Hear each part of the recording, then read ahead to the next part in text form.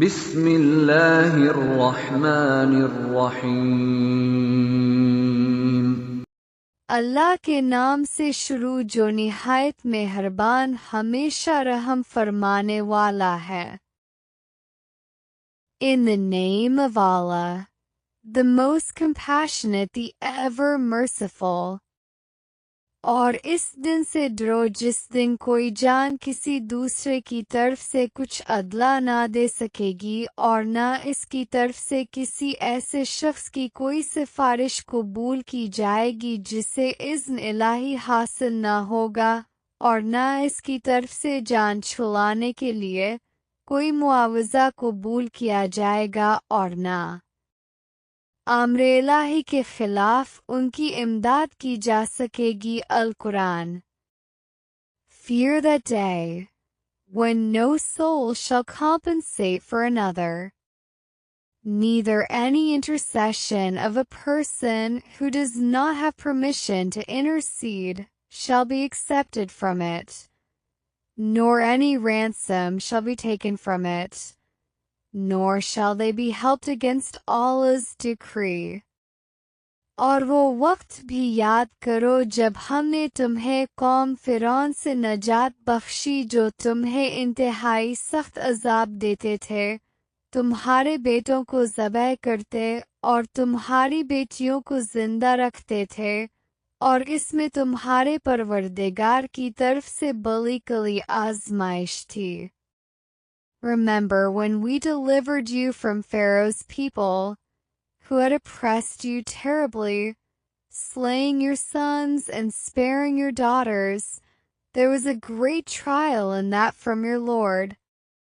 اور جب ہم نے تمہیں بچانے کے لیے دریا کو پھال دیا سو ہم نے تمہیں اس طرح نجات عطا کی، اور دوسری طرف ہم نے تمہاری آنکھوں کے سامنے قوم فرعون کو غرق کر دیا۔ Recall when we parted the sea for you. We delivered you and drowned Pharaoh's people as you were yourselves watching۔ اور وہ وقت بھی یاد کرو جب ہم نے موسیٰ علیہ السلام سے 40 راتوں کا وعدہ فرمایا تھا، پھر تم نے موسیٰ علیہ السلام کے چلہ اعتکاف میں جانے کے بعد بچھلے کو اپنا معبود بنا لیا اور تم واقعی بڑے ظالم تھے۔ Remember when we settled with Moses an appointment for 40 nights. Then you took up the calf for worship in his absence, and you were transgressors۔ پھر ہم نے اس کے بعد بھی تمہیں معاف کر دیا تاکہ تم شکر گزار ہو جاؤ۔ We still pardoned you after that۔ Perhaps you would be thankful۔ اور جب ہم نے موسیٰ علیہ السلام کو کتاب اور حق و باطل میں فرق کرنے والا معجزہ عطا کیا تاکہ تم راہ ہدایت پاؤ۔ And remember when we gave Moses the book and the criterion that distinguishes between right and wrong, perhaps you might be guided۔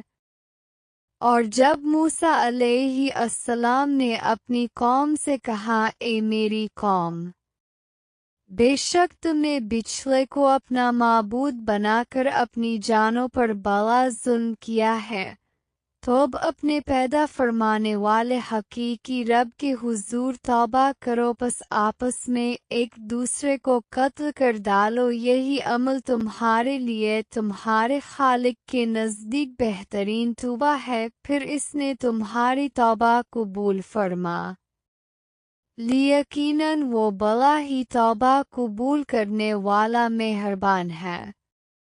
Worship now, turn in repentance to your Creator۔ So, slay the guilty among your folks। This act would be better for you as repentance in the sight of your Creator, then He relented towards you। Indeed, He is the most clement, the all-merciful۔